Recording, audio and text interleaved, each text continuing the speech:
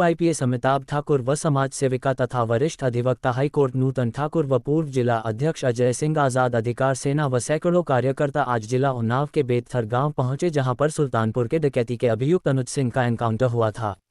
Encounter घटनास्थल पर पहुंचकर सीओ बीघापुर ऋषिकांत शुक्ला से एनकाउंटर से संबंधित जानकारी ली। घटनास्थल पर जानकारी लेने के बाद अमिताभ ठाकुर जी ने एनकाउंटर पर सवालिया निशान खड़े किए और बोले कि कई बिंदु ऐसे हैं जो एनकाउंटर पर सवाल खड़ा करते हैं। देखते हैं पत्रकारों से बातचीत में क्या अमिताभ ठाकुर ने क्या कहा। एनकाउंटर के संबंध में मैंने व्यक्तिगत रूप से हमारी पत्नी ने हम लोगों ने मौके का देखा। इसमें प्रथम दृष्टया कई ऐसे गंभीर तथ्य दिख रहे हैं जो घटनास्थल को देखने और एफआईआर को देखने से पूरे एनकाउंटर पर गंभीर प्रश्न चिन्ह पैदा कर रहे हैं। पहली बात कि जहां पर वह मोटरसाइकिल गिरा हुआ दिखाया गया है और जहां डेड बॉडी दिखाई गई है उसमें मुश्किल से 10-15 मैं कहूँगा फीट का फासला है।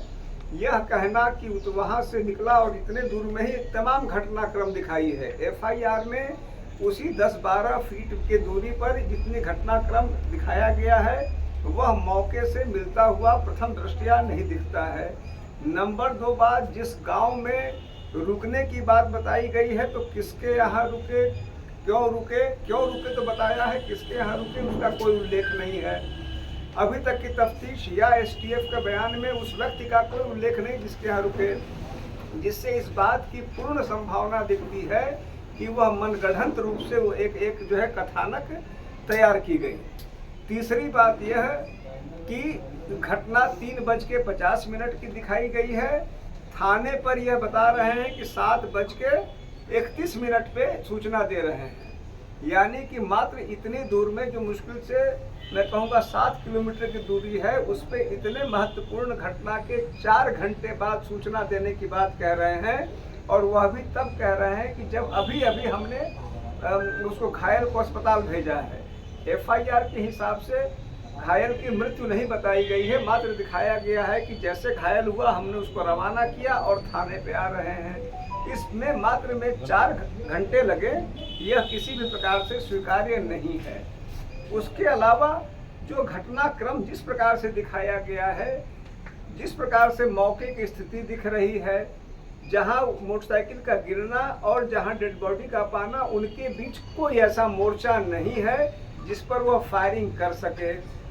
जहां से दूसरे मुलजिम को भागने की बात बताई जा रही है वह भी ऐसी स्थिति नहीं है। अगर जितनी पुलिस बताई जा रही है वास्तव में उतनी पुलिस है तो यह संभव नहीं है कि एक आदमी मार दिया जाए, एक भाग जाए, क्योंकि वहां ऐसा कोई स्थान नहीं है। यह सारी बातें प्रथम दृष्टया विशेष करके एफआईआर के तथ्य, मौके के तथ्य, मौके की स्थिति, मेरी जानकारी के अनुसार जो स्थानीय थाने के लोग हैं मुश्किल से 15 से 20 मिनट पे जैसे इनको जानकारी मिली वहां पहुंच गए।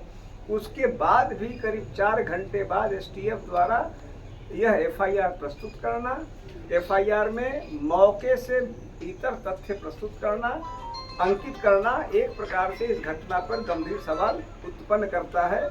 जाहिर सी बात है, हम इन प्रकरणों को लेकर हमें बताया गया है कि इसमें मजिस्ट्रियल जांच शुरू हुई है।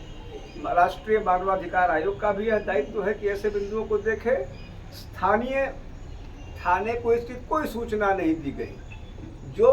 यह पूरी बातें अनुज के घर वाले जो कह रहे हैं कि पकड़ के लाके मार दिया, इस बात की ओर गंभीरता से इशारा करते हैं।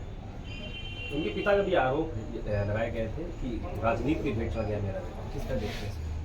देखिए, निश्चित रूप से चूंकि जो मुख्यमंत्री श्री आदित्यनाथ ने ये जो ठोक डालो या एनकाउंटर करो की नीति को एक तरह से सरकारी नीति बना दिया है। और मैं तो अब देख रहा हूँ कई पुलिस वाले, उसी विभाग में रहा हूँ, कई पुलिस वाले स्वयं कहते हैं कि अब वो इस बात से खुद परेशान है कि उनको जबरदस्ती किसी की हत्या करनी पड़ रही, कई बार नहीं चाह रहे हैं, नौकरी उनसे करवा रही है। यह सारा कुछ एसटीएफ में कुछ उनके अफसर हैं, चहेते अफसर हैं आदित्यनाथ जी के। वहाँ के एडीजी पिछले 8 वर्षों से एक ही पद पे हैं, जो मुझे लगता है विश्व में एक रिकॉर्ड होगा। तो अनवरत जिस प्रकार से मैंने यहाँ देखा, झांसी में मैंने एक एनकाउंटर को देखा था, मात्र और मात्र इसलिए कि अपनी सरकार अपने लोगों को बचाने के लिए, एक यह देने के लिए कि हम बहुत कड़े प्रशासक हैं, अनवरत इस प्रकार की हत्याएं होने की संभावना, इस घटनाक्रम से मैं यहाँ आके मुझे अब लगा FIR देख के, घटनास्थल देख के, कि यह जो मैंने सोचा था कि जो जो संदेह के बिंदु होंगे वह यहाँ पुनः प्रमाणित होते दिख रहे हैं। परिवार की तरफ से भी आरोप लगाए गए हैं कि इससे ज्यादा मुकदमे के जो अपराधी हैं वो खुलेआम घूम रहे हैं, इसलिए केवल 2 ही मुकदमे हैं। देखिए, मैं इस पर अब समस्या ये फंस गई है कि आदित्यनाथ जी ने और उनकी सरकार ने एक प्रकार का यह बना दिया है कि जैसे कि किसी मेडिकल परीक्षा में होता है कि 10 नंबर से ऊपर वाले पास हो जाएंगे, 10 से कम वाले फेल हो जाएंगे, तो उन्होंने कर दिया है कि 8 से मुकदमे वाले मार डाले जाएंगे। ये कोई कानून थोड़े इस देश का कि मैंने किसी पर 9वां मुकदमा हो जाएगा तुमको मार दूंगा। यह पूरी बात ही बेमानी है। एनकाउंटर को लेके जिस प्रकार से एक शौकिया बना दिया गया है कि एनकाउंटर होना है, ठोक डालना है, अगले चौराहे पे मार डालना है, यह चूंकि जो मुख्यमंत्री की नीति है वह इस पूरे विभाग के लिए, पुलिस विभाग के लिए एक प्रकार का मेरे जानकारी में काल बन गई है और STF जैसे कुछ एजेंसी उसका बिल्कुल बेजा फायदा उठा रही है। सर, एनकाउंटर को क्या मानते हैं आप? मैं यहाँ पर जो घटनाक्रम दिख रहा है उसमें गंभीर सवालिया निशान उस पर लगे हैं, उस एनकाउंटर पे। जो मैंने आपके सामने कहा, घटना स्थल का जो समय दिया गया है, घटना सूचना का जो समय दिया गया